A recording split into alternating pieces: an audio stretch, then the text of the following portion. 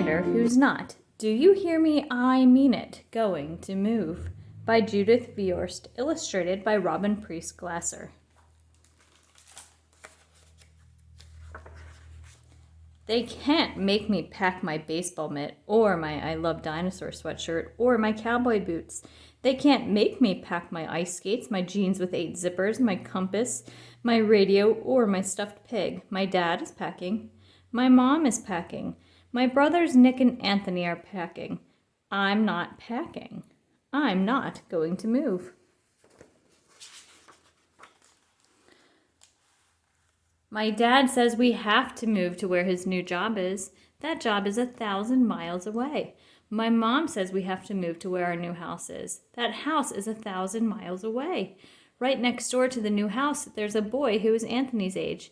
Down the street, there's a boy the same age as Nick. There's no one next door or down the street, or maybe for 1,000 miles, who is my age. I'm not. Do you hear me? I mean it. Going to move. I'll never have a best friend like Paul again. I'll never have a great sitter like Rachel again. I'll never have my soccer team or my carpool again. I'll never have kids who know me, except my brothers, and sometimes they don't want to know me. I'm not packing. I'm not going to move. Nick says I'm a fool and should get a brain transplant. Anthony says I'm being immature. My mom and my dad say that after a while I'll get used to living 1,000 miles from everything. Never. Not ever. No way. N-O. I maybe could stay here and live with the Baldwins. They've got a dog. I always wanted a dog. I maybe could stay here and live with the Rooneys. They've got 6 girls. They always wanted 1 boy. I maybe could stay here and live with Mr. and Mrs. Oberdorfer. They always give great treats on Halloween.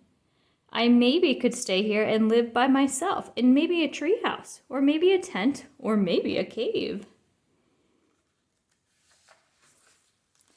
Nick says I could live in the zoo with all the other animals. Anthony says I'm being immature. My dad says I should take a last look at all my special places. I'm taking a look, but it won't be my last. I looked at the Rooney's roof, which I once climbed out on, but then I couldn't climb back in until the fire department came and helped me. I looked at Pearson's drugstore, where they once said my mom had to pay them $80 when I threw a ball in the air that I almost caught.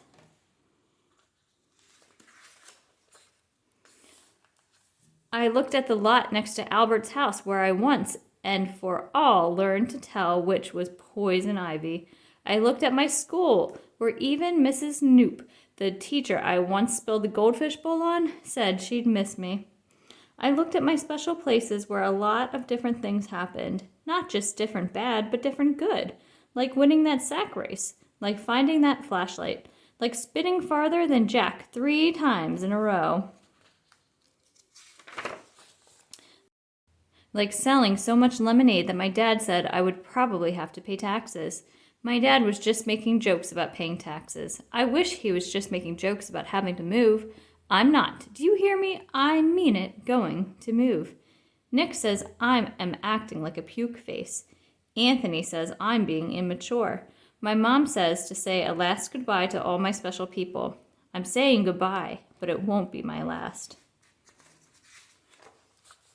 I said goodbye to my friends, especially Paul, who is almost like having another brother, except he doesn't say puke face or immature. I said goodbye to my neighbors, especially Swoozy, who is almost like having a dog, except she's the Baldwin's dog instead of mine. I said goodbye to Rachel, who taught me to stand on my head and whistle with 2 fingers, but she says don't try to do both at the same time. I said goodbye to Seymour the cleaners, who, even if it's gum wrappers or an old tooth, always saves me the stuff I leave in my pockets.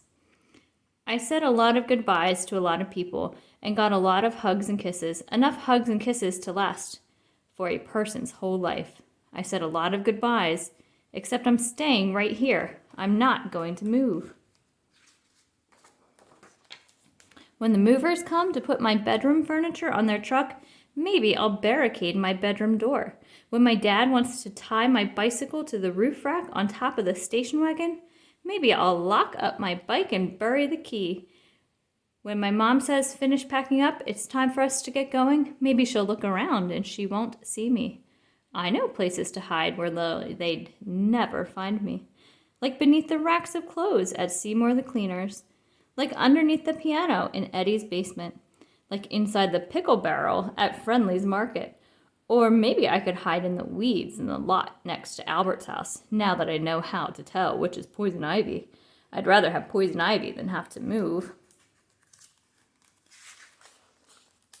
My dad says it might take a while, but I'll find a new soccer team. He says it might take a while, but I'll find boys my age. He also says that sometimes when a person moves away, his father might need to let them get a dog to be his friend till he makes some people friends. I think that Swoozy, too, would be a good name.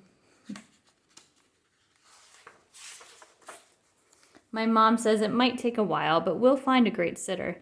She says it might take a while, but we'll find a cleaners who even saves gum wrappers and old teeth. She also says that sometimes when a person moves away, his mother might let him call his best friend long distance.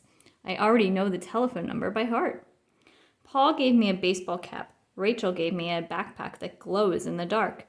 Mr. and Mrs. Uberdorfer gave us treats to eat for 1,000 miles. Nick says if I'm lonesome in my new room all by myself, he might let me sleep with him for a little while. Anthony says that Nick is being mature. My dad is packing. My mom is packing. My brothers, Nick and Anthony, are packing. I don't like it, but I'm packing too. They better not try to move anymore when we get where we're going to go.